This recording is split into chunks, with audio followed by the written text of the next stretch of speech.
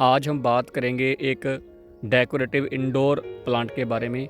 इस प्लांट को हम स्नेक प्लांट या फिर सेंसेवेरियन प्लांट के नाम से भी जानते हैं। इन प्लांट्स को अक्सर हम अपने घरों में, बेडरूम्स में या फिर कॉमन रूम्स के अंदर रख सकते हैं, क्योंकि ये प्लांट्स ऐसे हैं कि एयर को प्योरीफाई करते हैं, ऑक्सीजन गिविंग प्लांट्स हैं। एयर में प्रेजेंट हार्मफुल केमिकल्स को ये प्लांट्स रिमूव कर देते हैं। दोस्तों, आज हम बात करने वाले हैं कि इससे पहले कि जो विंटर का टाइम चल रहा था उसके टाइम के अंदर इन प्लांट्स की कंडीशन काफ़ी पुअर हो गई थी। अब फिर समर सीजन की शुरुआत में इन प्लांट्स को हम नई ग्रोथ के लिए कैसे स्टार्ट करें, जो टिप इनके जो लीव्स इनके ब्राउन हो चुके हैं उनका हम हल कैसे निकालें, और या फिर दोस्तों हम इन प्लांट्स को रीपोर्टिंग इन प्लांट्स की हम कैसे करें ताकि ये जल्दी से ही अपनी नई ग्रोथ को पकड़ लें। क्योंकि विंटर का जो टाइम है इन प्लांट्स के लिए डोरमेंसी का टाइम रहता है, ये बिल्कुल भी ग्रोथ नहीं कर पाते। जो विंटर में टेम्परेचर रेंज होती है वो इन प्लांट्स की ग्रोथ के लिए ठीक नहीं रहती। विंटर की वजह से मेरे इन स्नेक प्लांट्स की कंडीशन को दोस्तों आप देख सकते हैं, काफ़ी लीव्स इनमें जो टिप से ब्राउन होने शुरू हो गए हैं, सॉफ्ट से हो गए हैं। अगर हम गौर न करें तो ये जो ब्राउनिश लीव्स का होना है, ये नीचे पूरी ब्रांच के थ्रू ये रूट रोटिंग की प्रॉब्लम को भी क्रिएट कर देता है और कई बार प्लांट्स डेड भी हो जाते हैं। तो हम सबसे पहले बात करते हैं वाटरिंग की, क्योंकि स्नेक प्लांट्स दोस्तों पानी के प्रति, वाटरिंग के प्रति काफ़ी ज़्यादा सेंसिटिव रहते हैं। अंडर वाटरिंग या फिर ओवर वाटरिंग, दोनों ही कंडीशन में ये प्लांट्स काफ़ी जल्दी अफेक्ट हो जाते हैं। तो जब तक इनमें जो पॉट की टॉप सॉइल है वो 2 इंच तक कम्प्लीटली ड्राई नहीं होती, तब तक आप इन्हें पानी न दें। अगर स्नेक प्लांट्स के लीव्स नीचे की ओर झुकने लगे, ड्रूप आउट करने लगे, वो काफ़ी सॉफ्ट आपको लगें, तो इसका मीनिंग ये इन प्लांट्स को अब पानी की ज़रूरत है। तो इससे भी आप पहचान कर सकते हैं। पानी देने की फ्रिक्वेंसी, वाटरिंग में प्रॉपर गैप मेंटेन करना ज़रूरी है ताकि इनकी सॉइल में जो लंबे टाइम तक गीलापन है या फिर मॉइस्चर वो न बना रहे।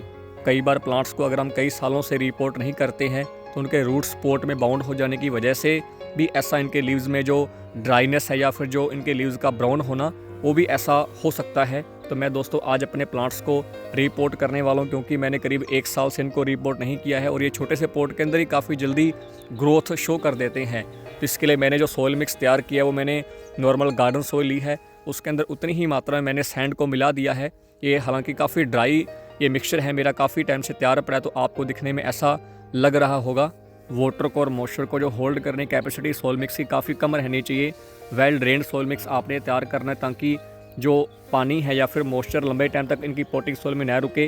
रिपोर्टिंग करते वक्त अगर आपने स्नेक प्लांट को प्लास्टिक के पॉट में ग्रो किया हुआ है तो आप इस तरीके से चोट करके भी इन प्लांट्स को पॉट से बाहर निकाल सकते हैं। मैंने पहले से ही आसपास की सॉइल को सॉफ्ट कर लिया था ताकि वीडियो बनाते वक्त इनको दिखा पाना आसान हो सके। सीमेंट के पॉट में आपने ग्रो किया हुआ है तो आसपास की सॉइल को आप नीचे तक सॉफ्ट कर लें और ऊपर से आप उन्हें पुल करके भी पॉट से बाहर निकाल सकते हैं। एक पॉइंट दोस्तों आपने नोट किया होगा कि स्नेक प्लांट्स की रूट काफ़ी स्मॉल रहती हैं। ये छोटे से पॉट के अंदर ये प्लांट्स की जो ब्रांचेज काफ़ी लॉन्ग हो गई थी, इसके बावजूद भी इनकी रूट्स काफ़ी स्मॉल है। तो इनके आप आसपास की सॉइल को थोड़ा निकाल के, तो जो पहले वाला पॉट है उसी के अंदर आप इनको ज्यों का त्यों रख दें और आसपास के गैप को आप जो आपने सॉइल मिक्स तैयार किया उससे आप फिल कर दें।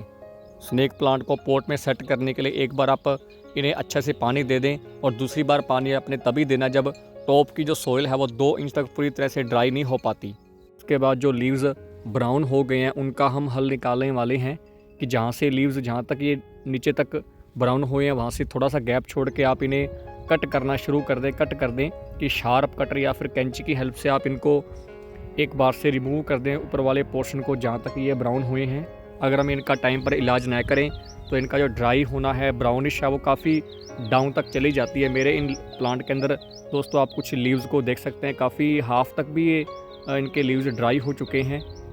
इसके बाद अगर हम इनकी लोकेशन की बात करें दोस्तों, स्नेक प्लांट लो लाइट से लेकर मीडियम लाइट तक अच्छे से ग्रो होते रहते हैं, पर इनकी जो फास्टेस्ट ग्रोथ है वो ब्राइट इनडायरेक्ट सनलाइट के अंदर होती है। तो आप इन प्लांट्स को वहाँ रखें जहाँ इनको दिन भर की जो तेज़ ब्राइट लाइट है वो मिलती रहे। हालांकि इन प्लांट्स को आपने डायरेक्ट सनलाइट से बचा के रखना है। डायरेक्ट सनलाइट से इनके लीव्स बर्न हो जाते हैं। गर्मी की तेज़ दोपहर के अंदर आप इन प्लांट्स को कुछ घंटों के लिए रख दें तो पूरे का पूरे लीव्स ही इनके बर्न हो जाएंगे। इनके लीव्स में ज़्यादातर पानी होता है और पानी इवेपोरेट हो जाने की वजह से लीव्स ड्रूप आउट हो जाएंगे, बिल्कुल ही ड्राई हो जाएंगे।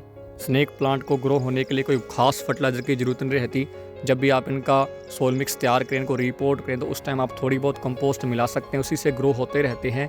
फिर भी आप चाहें तो 2-3 मंथ में एक बार आप थोड़ी सी कंपोस्ट इनके पोटिंग मिक्स में मिला सकते हैं। मैं दोस्तों इन प्लांट्स को लिक्विड फर्टिलाइज़र ही फीड करता हूँ। कोई ख़ास प्रकार का फर्टिलाइज़र मैंने इनको आज तक फीड नहीं किया।